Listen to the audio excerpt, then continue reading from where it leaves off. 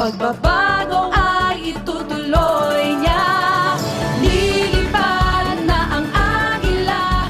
Pagbabago ay itutuloy niya.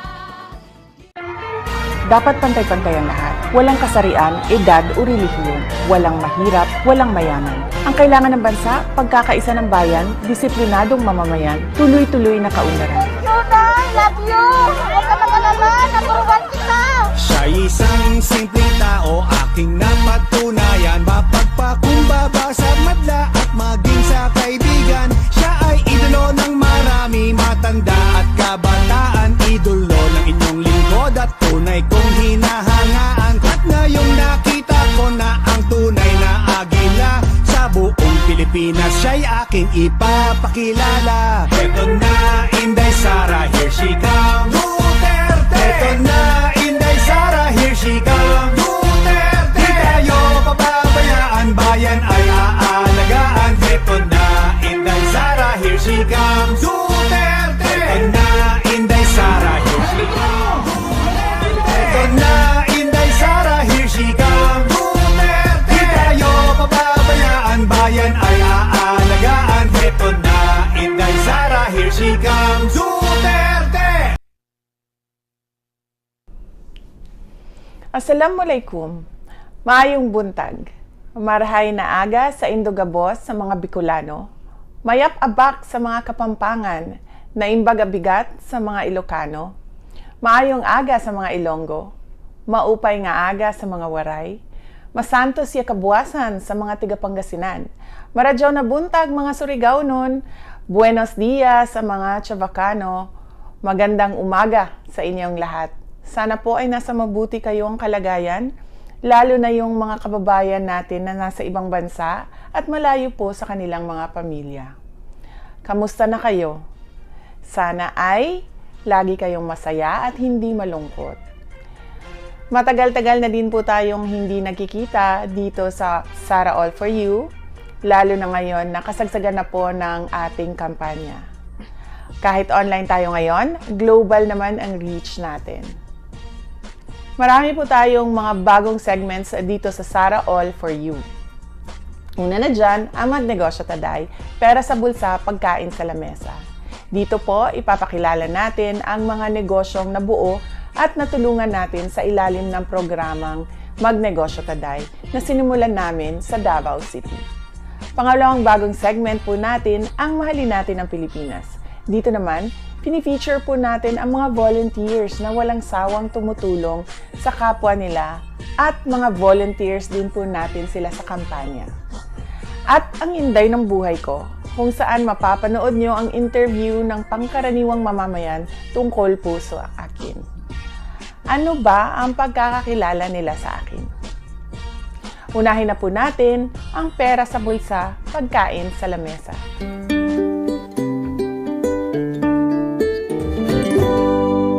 Panoorin po natin ang kwento ng isa sa mga natulungan nating makapagbukas ng negosyo sa Davao City para sa dagdag income ng pamilya. Dahil sa maliliit na negosyong ito, masasabi nating naging tulong din nila ito lalo ngayong COVID-19 pandemic. Ang mga kwentong ito ay pwedeng-pwede nating mapalaganap sa buong Pilipinas. At hindi lang basta kwento dahil tulong kabuhayan din po ang hangad natin. Nagtatrabaho siya bilang chef sa isang bar, ngunit nang dahil sa COVID-19 ay nawalan siya ng pagkakakitaan. At ngayon ay nabigyan siya ng pagkakataon na makapagtayo ng sariling karinderya sa tulong ng proyektong Rainbow Magnegosyo Taday. Kilalanin natin si King King Go mula sa Bangkerohan, Davao City.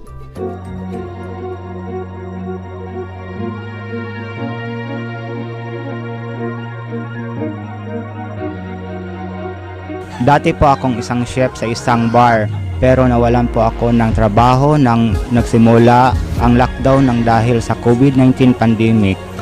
Mahirapan po akong magtayo ng negosyo dahil wala naman po akong pangkapital. Nung nabalitaan ko po na may programa si Mayor Inday Sara Duterte na Rainbow Magnegosyo Taday para sa mga membro ng LGBTQ, agad akong nag-apply. Nakatanggap po ako ng 10,000 pesos financial assistant at ito ang ginamit ko upang magbukas ako ng kalendarya. Malaki talaga ang papasalamat ko na nabigyan ako ng pagkakataon na maging beneficiary ng project ni Mayor Inday Sara Duterte. Dahil dito ay patuloy ako nakakatulong sa aking mga magulang at kapatid. Sama-sama po kaming nagtutulungan upang mas mapalago pa namin ang negosyo namin na kalendarya. Kung hindi po dahil sa programa ni Mayor Inday Sara Duterte, baka po nabaon na po ako sa utang ngayon at hirap makabangon dahil sa epekto ng pandemya. Ako po si Ingtinggo, taga Davao City. Gusto ko pong magpapasalamat kang Mayor Inday Sara Duterte na hindi po kami kinalimutan ng mga member ng LGBTQ dahil sa nawalan po kami ng trabaho dahil sa COVID-19 pandemic. Maraming salamat po Mayor Inday Sara. Napaka-inspiring ng mga kwento ng mga kababayan natin na natutong magnegosyo at maghanap buhay dahil sa Magnegosyo Taday. Bago tayo mag-break, shout out po muna sa mga support groups natin. Salamat po sa inyong tiwala at suporta. Sara All, Super Inday, kay Inday Sara, lilipad ang Pilipinas o kay Slap. Ang turo ng aking mga magulang sa aking pagtatrabaho, dapat pantay-pantay ang lahat. Walang kasarian, edad o relihiyon. Walang mahirap, walang mayaman. Ang kailangan natin, trabaho, edukasyon, mapayapang pamumuhay. Ang kailangan ng bansa, pagkakaisa ng bayan, disiplinadong mamamayan, tuloy-tuloy na kaunlaran. Ako si Inday Sara Duterte. Matibay ang puso na maglilingkod para sa mga Pilipino, para sa Pilipinas. Mahalin natin ang Pilipinas.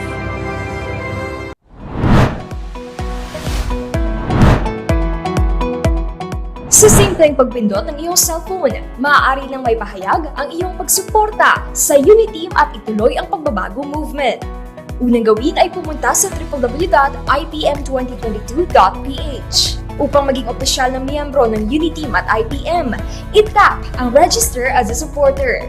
Kompletuhin ang mga kinakailangang importanteng detalye ng supporter registration form, gaya ng iyong pangalan, middle name at apelyido, kasarian, edad, at ang iyong mobile number. Kung ikaw ay isang overseas Filipino worker, piliin ang yes at ilagay kung saang bansa ka nakatira.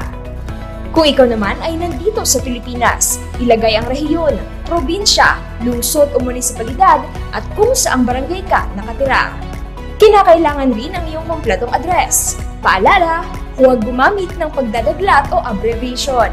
Sunod ay piliin ang kategorya na iyong kinabibilangan.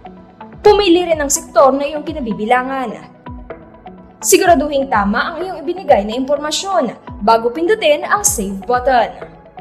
Pagkatapos pindutin ang Save button, lalabas sa screen ang iyong official ID. Nagpapatunay na ikaw ay isang official supporter ng Uniteam at ituloy ang pagbabago movement. Paalala, hindi na maaaring bumalik sa nakaraang page kung nariyan na ang iyong official ID. Agad na pindutin ang Save button bago ito mawala. Kung sakaling mayroong mga katanungan, maaaring message ang ituloy ang pagbabago Facebook page at agad namin itong sasagutin. Lilipad na ang agila at bagong araw at pag-asa kanyang dala sa kanyang mga pakpak. Kasama tayo sa pag-ipad, sa kanyang puso ay titibay tayo.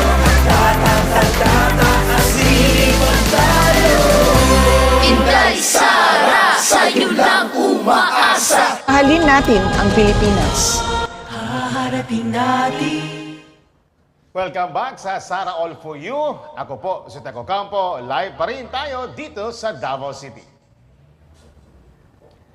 At ngayong umaga, dito sa segment na Mahalin Natin ang Pilipinas, kilalanin natin at kumustahin po natin ang isa pang di lang volunteer group, kundi convener ng mga parallel groups na sumusuporta kay Mayor Sara Duterte. At makakasama po natin ang ating proud Davaoenyo at future congressman ng 2nd District ng Davao City, Walang iba kundi si former Councilor Danilo Dani Dayanghirang. Magandang araw, Kong Dani, at welcome dito sa Sara All for You. Well, thank you very much, Dick, and sana po ay nasa mabuti kayong kalagayan, and all of us are happy to be here. Salamat, Dick. Oy, may buntag din mo diyan, Kong Dani. Naging guest natin dito ang iba't ibang volunteer groups, no, na sumusuporta kay Mayor Sara Duterte. Pero bilang kinatawan ng parallel groups, ano ang role na ginagampanan mo? Well, ang ginagawa natin dito parang traffic officer tayo. We organize, we engage to make them, I would say, organized group. Then after that ay nagkaroon ng mga collaboration. Then yung collaboration na yon ay sa pagtulong kay Mayor Sara Duterte. So yung goal natin dito is to connect our parallel group to the campaign team. Yung campaign team na composed ng mga ilang partido like Governor de Rosario, the Governor Bautista, the Majority Floor Leader Romualdez, na kinokonect natin ito para doon sa mga plano at programa ni Mayor Sara, lalong-lalo na sa kampanya. Kong Dani, mukhang napakalaki ng responsibilidad mo niyan. Parang, paano yun? No? Magiging, ang pagiging convener mo ng parallel groups, and at the same time, may kampanya ka rin sa 2nd District in Davao City. Paano mo nagagawa ito at nadi-divide yung time mo? Well, nung at the start, nag-ikot tayo ng buong Pilipinas at naayos nga natin at marami namang magagaling na kasamahan natin sa grupo, sila ngayon ang nagpapatuloy. So, nag-ikot ako ng buong Pilipinas, nakausap ko, and sabi ko, I cannot do this alone, hindi ko kaya ito na ako lang. So, lahat ng mga decision making should be delegated.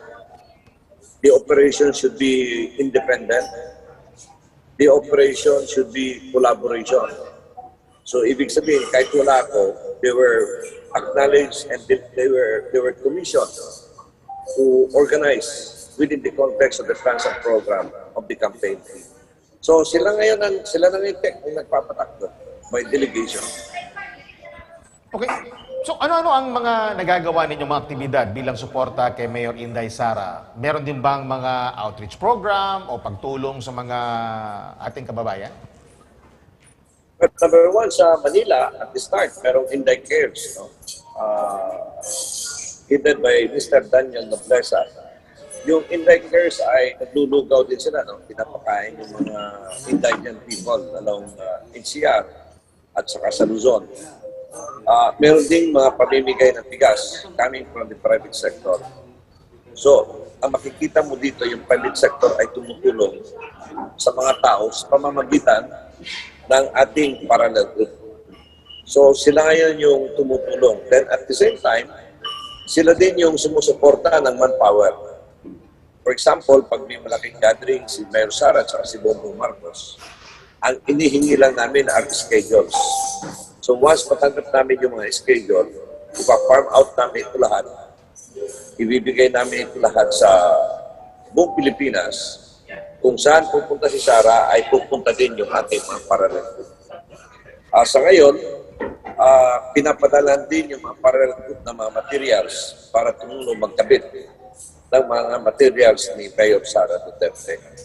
And worst come to worst, baka itampa rin itong parallel group para maging watcher kung in case may conflict or may problema doon sa local area during the election time ngayong darating na halalan. So, manpower support, at the same time, resource mobilization.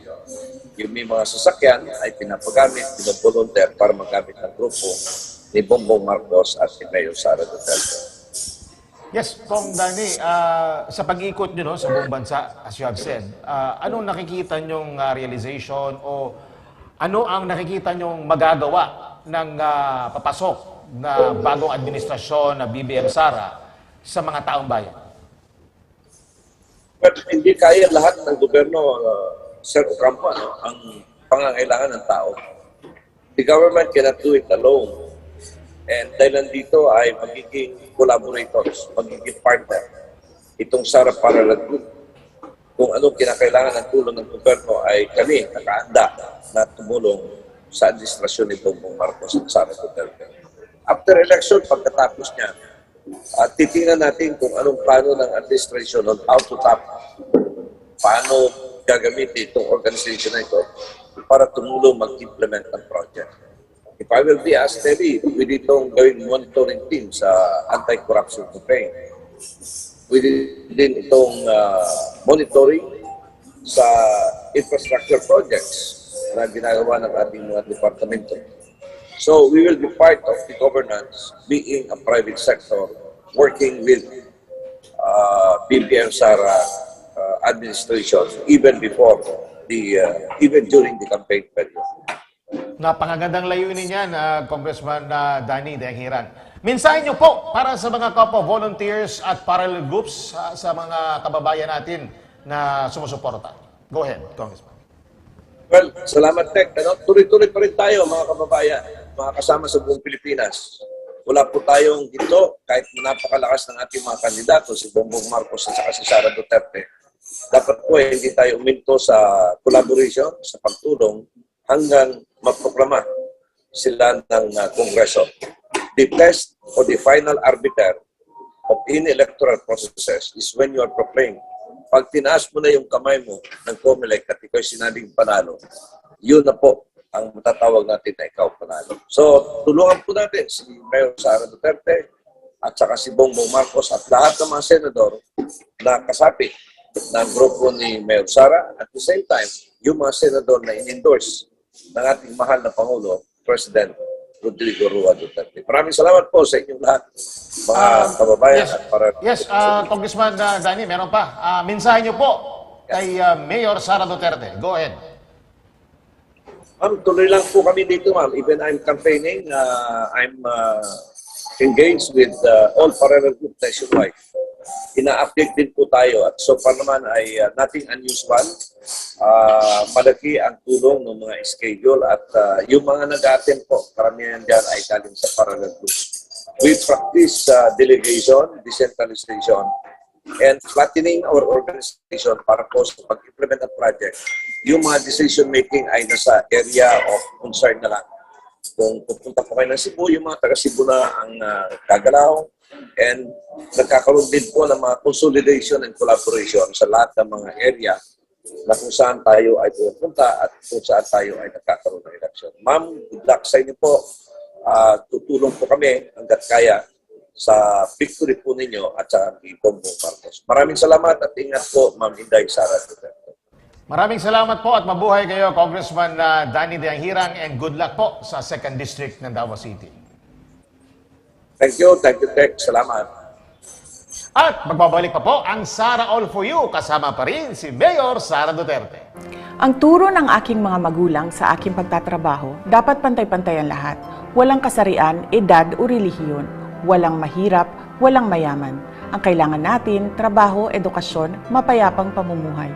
Ang kailangan ng bansa, pagkakaisa ng bayan, disiplinadong mamamayan, tuloy-tuloy na kaunlaran. Ako si Inday Sara Duterte. Matibay ang puso na maglilingkod para sa mga Pilipino, para sa Pilipinas. Mahalin natin ang Pilipinas.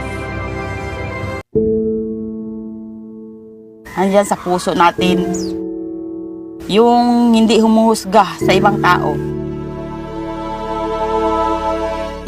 Yun pong tao na handang tumulong, yung mga instrumentong ginagamit ni Lord, yun pong ililift up ako, yung magbigay ng encouragement.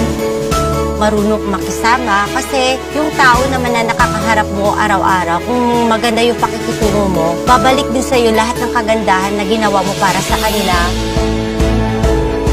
Ako si Inday Nila, person with disability. Aalagaan ka. Ako si Inday Lai, sasamahan kita.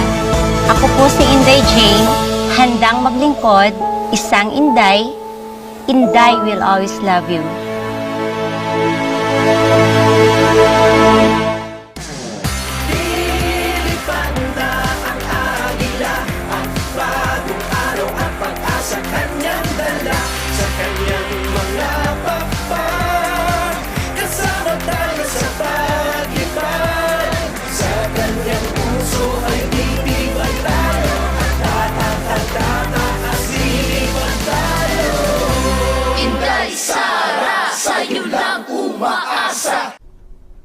Balik po tayo dito sa Sara All for You. Shoutout muna po sa mga grupong sumusuporta sa atin. Sa Inday Sara Duterte Ako o ISDA, sa Inday Sara Ikalawang Pangulo ng Pilipinas o ISEP Pilipinas at Sara Tayo. At ngayong umaga, mapapanood din po natin ang kwento at panayam ng iba't ibang tao dito sa Inday ng Buhay Ko. Interview po ito sa mga nakasama ko o mga pangkaraniwang mamamayan tungkol sa pagkakakilala nila sa akin. Panoorin po natin ang ating kaibigan ngayong araw na ito. Ako si Marilo Cordoba ng taga Antipolo City. Si Mayor Inday Sara ay karapat-dapat na iboto bilang Vice Presidente ng Pilipinas. Dahil siya ay may paninindigan, may puso, at matapang na leader. Marapat lang na siya iboto bilang pangalawang Pangulo ng bansang Pilipinas para sa pagbabago.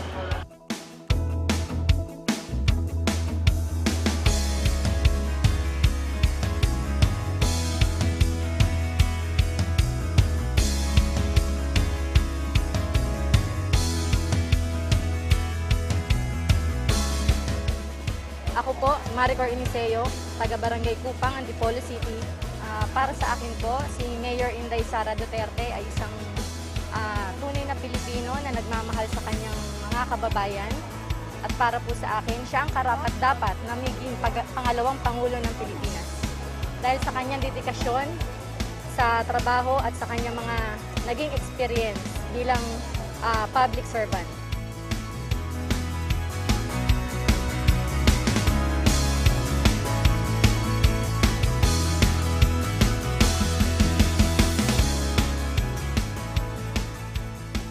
Ako po si Sunny Agar, nagtatrabaho po ako bilang isang security guard sa TSI MOA. Ang pagkakakilala ko kay Mayor Inday Sara Duterte ay isang mahusay at magaling na mayor ng Davao. Para sa akin, ang napupusuan ko walang iba kundi si Mayor Inday Sara Duterte dahil siya ay isang magiting, matapang at magaling na mayor ng Davao. At siya lang ang nagpapakita sa ating mamamayan kung paano mamalakad sa ating bansa.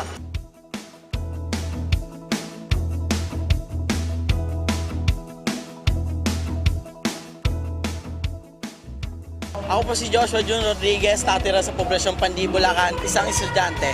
Napupusuan ko po si Inday Sara Duterte kasi po siya po isang matulungin at masipag. Lahat po ay kayang gawin niya para po tumulong sa mga nangangailangan ng tulong.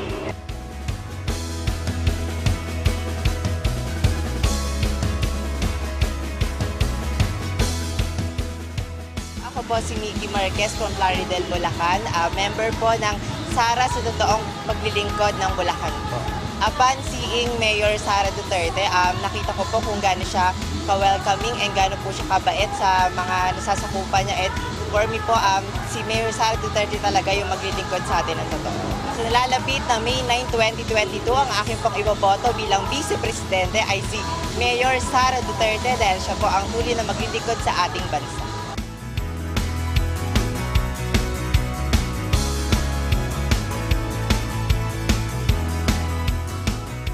Ako po si Emil Pisco, taga Bulacan, isang food panda rider. Inday Sara supporter. Si Inday Sara po isang mabuting mayor ng Davao at isang magiging mabuting Vice Presidente ng Pilipinas. Siyempre po si Inday Sara dahil po number one supporter po ng DDS. At tingin ko po talaga, siya po talaga magiging isang mabuting Vice Presidente.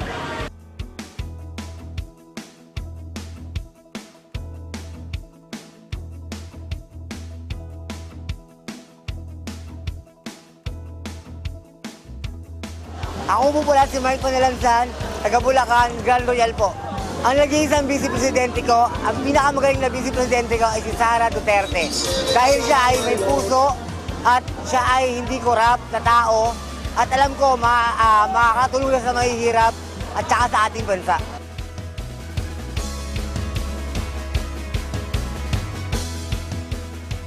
Ako nga pala si Maricor Alegria. Sa kanya ito po, ang pagkakakilala po namin kay Inday Sara, strong siya, tapos mabuti po siyang tao at tumutulong po siya sa mga mamamayang Pilipino. Sa akin naman po bilang isang mamamayan ng Pilipino, pagkakakilala ko po kay Madam Sara or Vice Presidente na para sa akin, sa isang babae na talagang matapang. Talagang ipinaglalaban niya kung ano yung karapatan ng mga bawat Pilipino at handa siyang tumulong sa lahat ng kahit na anong problema. Inday Sara Duterte po. Walang iba kundi si Inday Sara Duterte. Dako ako ang pagpasalamat sa mga Davao artists na padayon ang suporta sa ako ang kandidatura pagka-Vice Presidente ug kay Apo Bongbong Marcos ug sa tibuok Uniteam. Panoorin natin dito sa Artists for Sara ang dalawang stand-up comedians at performers na malapit sa aking puso. Sina Lady Kinita at Shamsi. Inday Sara, ikaw ang agila. Hi, my name is Manay Kinita. Kinita for short, as in K-E-N-I-T-A. Kinita!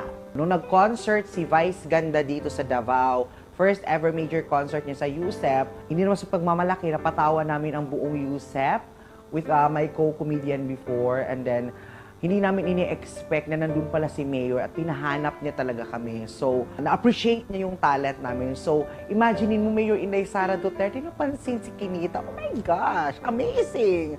Walang maiiwan. Yan talaga, I could definitely assure that. Kasi one time, nung nag-host kami sa birthday party ng mother ni Mayor Inday Sara Duterte, actually, it was an exclusive party. And then, syempre, yung mga, alam mo yung nagpapapicture na, so syempre, yung mali-left behind is yung mga nagsiserve ng food, videographer. So, imaginein mo, Mayor Inday Sara Duterte, kinuha niya yung camera kasi ayaw niya na hindi makapapicture kasi nandun si PRD eh. Talagang lahat, walang hindi nakapapicture doon. So, doon ko napatunayan na si Mayor Inday Sara Duterte, hindi tayo niya iiwan. Kasi doon pa lang, na-prove ko na walang iwanan talaga pag si Mayor Inday Sara Duterte ang kasama mo. Mayor! Mayora! Of course, syempre, hantod sa kadaugan, naadjud mi sa imong likod mo, suporta kanimo. O syempre, padayon sa imong advokasya, at ipagpatuloy mo ang laban, of course, dahil sobrang marami ang umaasa sa iyo. At syempre, nandito kami, mga, of course, mga mutants. Charing, ang inyong mga, talaga na mga pinigyan mo rin ng trust. Kaya hanggang sa pagkapanalo mo, andito kami, Mayor Inday Sara Duterte. Solid! Hi, I'm Rendel Alfonso and I am also known as Shamsi. Sinama po ako ni Manay Kinita sa isang event na pumunta po siya doon. Then, kasi po I have a talent po kasi nagayahin po yung boses ng kanyang tatay, ni tatay nating lahat, na si Tatay Digong. So, yun po, natuwa siya din. Sabi niya nga, na ibigay na niya sa akin itong green po na kanyang hinatid niya po kung saan po ako nag-work. Yan to. Siya kasi yung alpha sa pamilya namin. And tinood na. That is true. And aside from that, kung magtakbo ka, you have my support. Pero kung hindi mo na kaya, magsasakyan ka na lang, day. Para ipagamit ko sa iyo lahat kung anong meron ako. I-char lang. Inuuna po niya yung kapakanan po ng kanyang nasasakupan. Aside from that, work is work po siya. Then, walang friends sa work. Kumbaga, kung work tayo ngayon, work tayo ngayon. Pero kung friends lang tayo after work. Yan po siya. So, hindi niya tinotolerate yung mga mali. Pero jolly po si Mayor. Very friendly. Sa anak ko, Day, I am always here to support you. Kung sino man ang magbangga sa iyo, I'm always here. Totoo yan, Day. Hindi mo lang yan makita kasi hindi naman talaga tayo nagkikita. And then, I am always here. Sabihan mo ako kung sinong nag-away sa iyo. Okay, put na. Kung nabahala niya ba, Carla. Thank you so much po, Mayor. I'm always here to support you. Kung sino pan po yung mag-aaway sa iyo, we're always here. Kahit ako na po yung iuna mo, ako na mag-aaway yung high blood ko. Ay, wala pa dahil, sorry. But thank you so much po. I'm always here, Mayor. Mayor Inday is, love niya yung LGBT. So, first is LGBT po ang mag-support kay Mayor. Trust me. Ako po si Direk Niel de Mesa ng Artists for Sara. Kung ikaw ay isang Pilipino na tunay na sumusuporta kay Mayor Inday Sara Duterte at sa tambalang BBM Sara, hinahayag mo ito sa iyong social media accounts o nagsishare ng mga posts tungkol sa Unity. At syempre, ikaw ay isang malikhaing alagad ng sining. Maaring ikaw ay isang musiko, aktor, mga awit, kompositor, taga-teatro, mananayaw, designer, graphic artist, live performer, filmmaker, manunulat, DJ, o di kaya ay nasa larangan ng multimedia at creative arts. Maaari mo nang sabihin ikaw ay isang artist for Sara. Isa sa adhikain ni Mayor Inday Sara ang pagkakapantay-pantay ng lahat ng mga Pilipino. Walang mayaman, walang mahirap, walang kasarian, walang relihiyon. Sa makatuwid, walang sikat at hindi sikat. Ang boses mo at ang iyong suporta ay mahalaga, lalo na sa larangan ng sining. Isang larangan na nais pag-ibayuhin ni Mayor Inday Sara Duterte at suportahan sa paparating niyang termino. Kung nais mong makibahagi sa mga activities o events para sa tambalang BBM Sara, mag-email lang ng inyong contact details sa artistsforsara@gmail.com. Daghang salamat at mahalin natin ang Pilipinas. Syukran.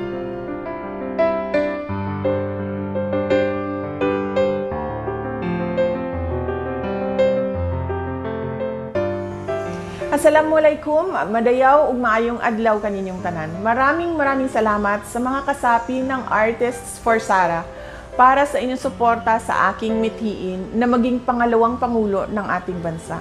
Nakakataba ito ng puso at dagdag inspirasyon at lakas ng loob para sa akin. Sama-sama po tayong isulong ang isang mapayapa at maunlad na pamumuhay para sa bawat Pilipino. Mahalin natin ang Pilipinas. Syukran.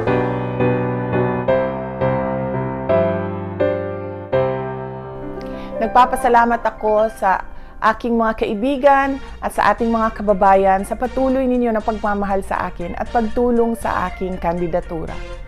Pero bago tayo magpaalam, shoutout muna sa mga groups na patuloy ang suporta sa atin.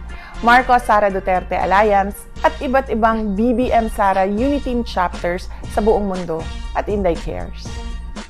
Paalala po, huwag po tayong kampante, lagi tayong mag-ingat dahil meron pa rin pong COVID-19 pandemic.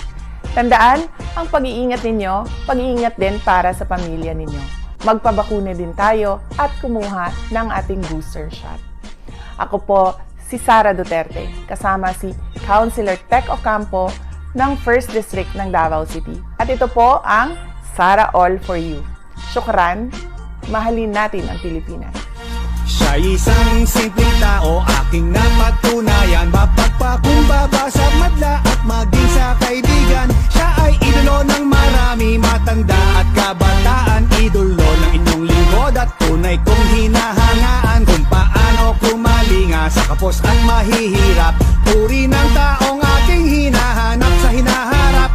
At ngayong nakita ko na ang tunay na agila sa buong Pilipinas, siya'y aking ipapakilala. Eto na Inday Sara, here she comes, Duterte! Eto na Inday Sara, here she comes, Duterte! Di tayo papabayaan, bayan ay aalagaan. Eto na Inday Sara, here she comes, Duterte! Duterte apelyido, pangalan Inday Sara. Minamahal, tinatangkilik siya ng Pilipinong masa. Mismong ako ang patunay.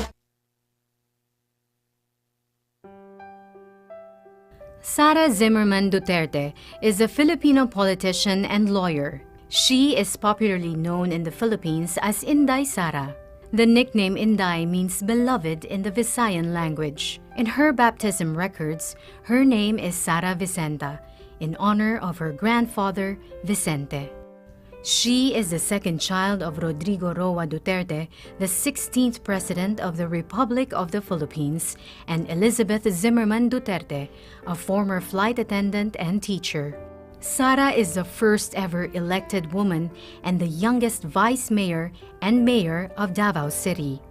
Her life is profoundly backdropped by her family's long history in politics and public service. Her socio-political acumen and leadership skills have been sharpened by the Duterte family's tradition of working in the government and serving the people. Sara's grandfather, lawyer Vicente Tete Gonzales Duterte, was governor of the then undivided Davao province from 1959 to 1965. For 3 years, starting 1965, he served as the Secretary of General Services of former President Ferdinand Marcos. Before this, he served as acting mayor of Cebu's municipality of Danao from 1946 to 1948. Sara's Lolo Tete was a man remembered by many for his humility and magnanimity.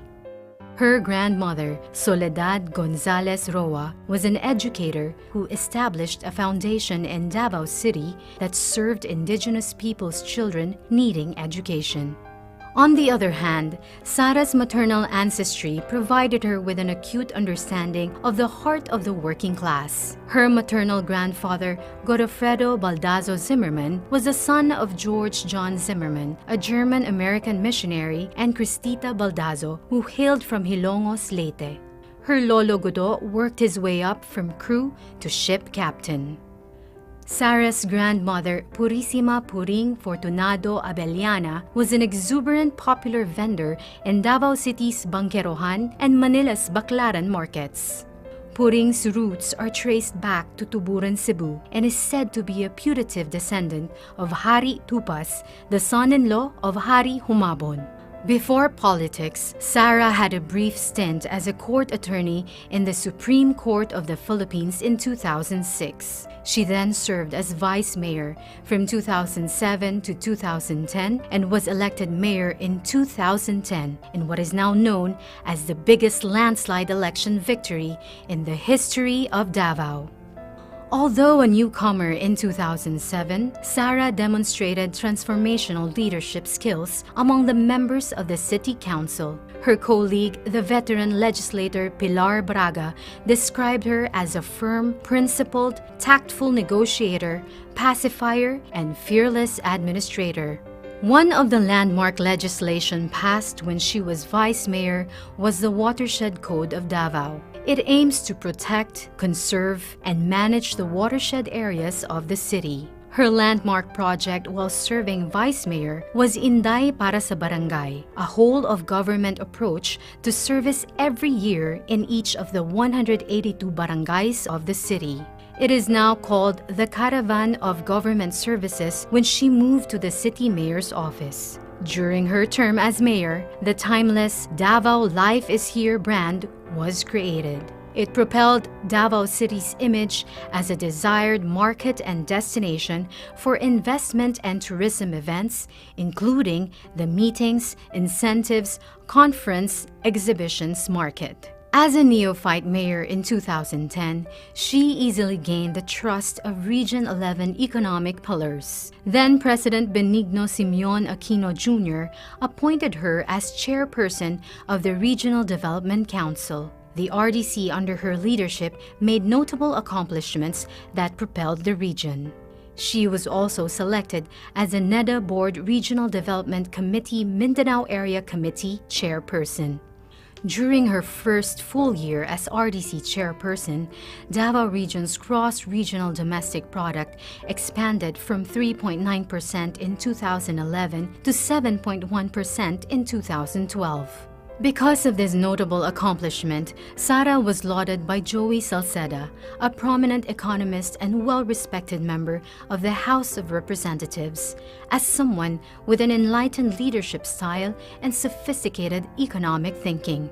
Under Sara's leadership, Davao City soared to greater heights and emerged as a premier city in Mindanao. For the short period of 2011 to 2013, Davao City received 36 awards, citations, and recognitions for good governance, business, tourism, health, environment, fiscal management, transparency, among others.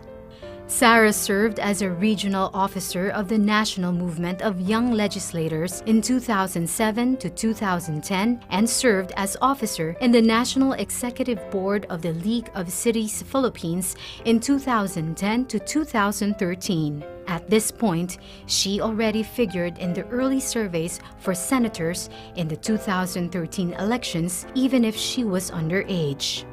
In 2013, Sara took a respite from politics, devoting her time as one of the partner lawyers of Carpio and Duterte lawyers. She passed the pre-judicature program of the Philippine Judicial Academy in preparation for her plans to join the judiciary. Her desire to continue serving the public led her to be involved in a non-government organization, and in 2014, she was elected to the Board of Governors of the Philippine Red Cross. On the side, she worked on various product endorsements and as a segment host for a local morning news show on GMA Network. Her hosting job gave her the opportunity to volunteer, deliver relief, and report firsthand on the damage and the needs of the Bocolanos during the 2013 earthquake. In 2016, Sara re-entered local politics and ran for mayor. She and her mother Elizabeth, who was in between cancer treatments, embarked on a national bus caravan called Biyaheng Duterte to help campaign for President Duterte. They were joined by some members of the family and Sara's friends and classmates from high school. Fresh from the success of the bus campaign, the centerpiece of her mayoral comeback was called Biyaheng Duterte, a political agenda guided by 30 projects for 10 priority sectors: education, health, poverty alleviation, infrastructure development, solid waste management and environment, agriculture, investment and tourism, traffic and transportation management, disaster risk reduction and management, and peace and order. As a believer of continuity, Sara's 2019 mayoral re-election bid was anchored on the 2016 platform, but this time called Biyaheng Duterte, the second trip. Sara relentlessly pursued peace and progress in her administration. As a result, she was able to lift Davao City to a stellar national status with 117 awards, citations, and recognitions from March 2017 to December 2021. Davao City is included on the 2021 Top 10 Richest Cities of the Philippines of the Commission on Audit. And in the same year, Davao City was ranked the 4th most competitive, highly urbanized city by the Department of Trade and Industry. At the end of calendar year 2022, Davao City is expected to be debt-free. At the start of 2016, when she returned as mayor, Davao City's loan balance was in the amount of 1.3 billion pesos out of all loans contracted by the city during the years 2000, between 2005 and 2010, and in 2015.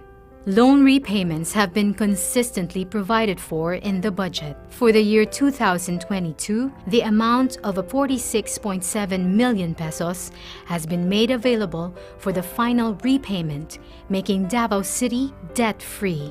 During her terms as mayor between 2016 and 2022, she played supporting roles to the Regional Development Council and the Regional Peace and Order Council. Sara accepted the challenge of the appointment as chairperson of both the Metropolitan Davao Coordinating Committee under the RDC and the Task Force Tuganay of the RPOC. Both committees are trailblazing peace and development initiatives in Region 11.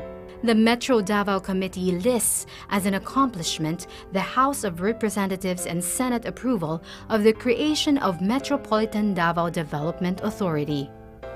Sara has been recognized both here and abroad for the work that she has done as local chief executive. In 2012, she was one of the 88 nominees to the prestigious World Mayor Awards and one of the only 2 Filipino mayor nominees. In 2021, she was selected as the Philippines' top-performing mayor with a rating of 93% by an independent and non-commissioned survey of the RP Mission and Development Foundation, Incorporated. It was a feat achieved in the time of the crushing COVID-19 pandemic. Foreign governments have also recognized Sara for her work, generously supporting and inviting her to learn from their countries. She was one of only 2 Philippine mayors invited in 2012 by the government of Israel to attend the 28th International Mayors Conference. In that same year, she also participated in the World Mayors Forum in Singapore. In 2018, Sara participated in an urban planning study tour in the cities of Tokyo and Kitakyushu with the Japan International Cooperation Agency. And in 2020, she attended the 88th Winter Meeting of the United States Conference of Mayors in Washington, D.C. Sara is an alumna of the International Visitors Leadership Program of the U.S. State Department. Her advocacies are reflected in the projects dearest to her, the Peace 911, Magnegosyo Taday, Pagbabago Campaign, and the Kian Gabriel Hotline.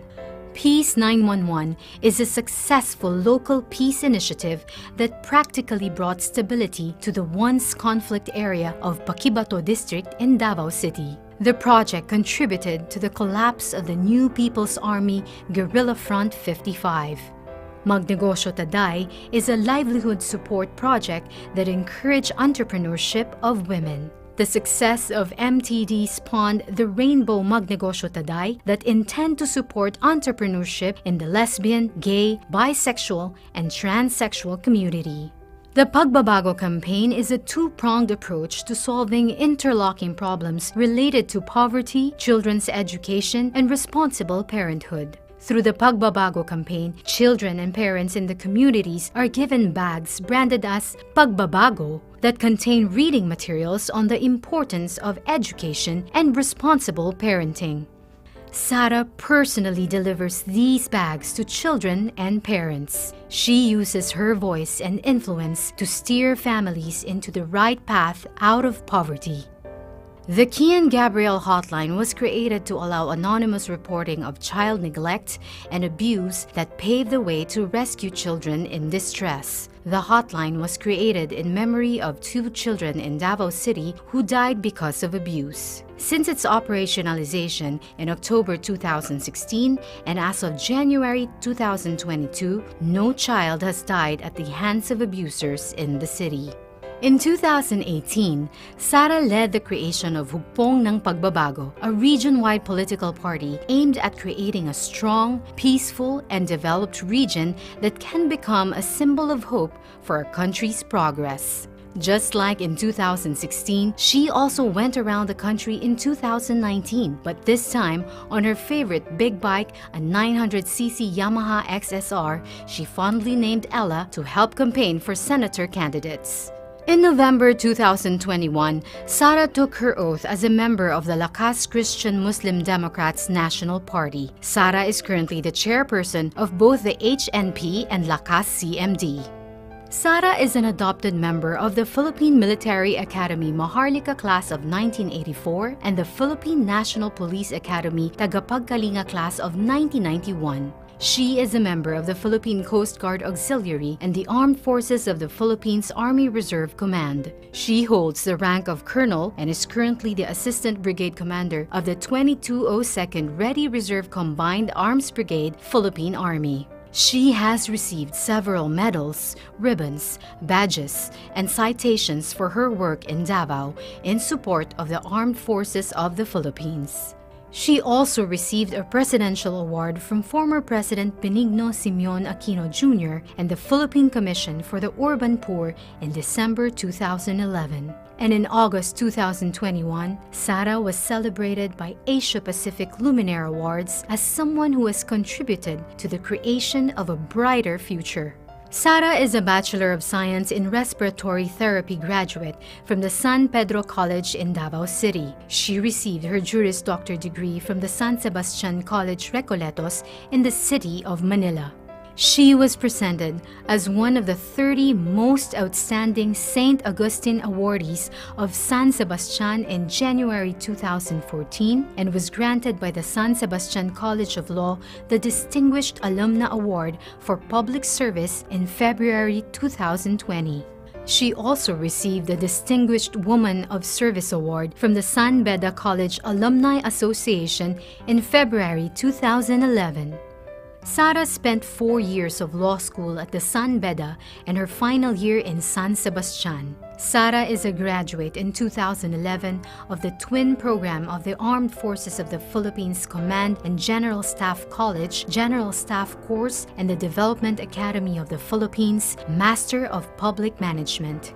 Sara is blessed as an adopted member of the Ate tribe of Davao City in 2013. She was given the name Bio Simulun. She is also an adopted daughter of the province of Camarines Sur and the city of Tangub, and in 2019, she was blessed as an adopted daughter of the province of Abras Tingyan tribe, given the name Dulimaman, which was inspired from the courageous heroine in the tribe's epic Wadagan Ken Dulimaman.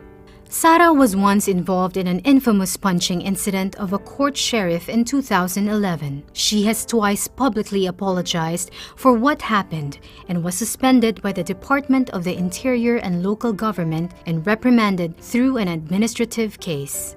Looking back, she describes the sad incident as a turning point in her life as a politician, a constant reminder not to embarrass the mandate given to me by the people.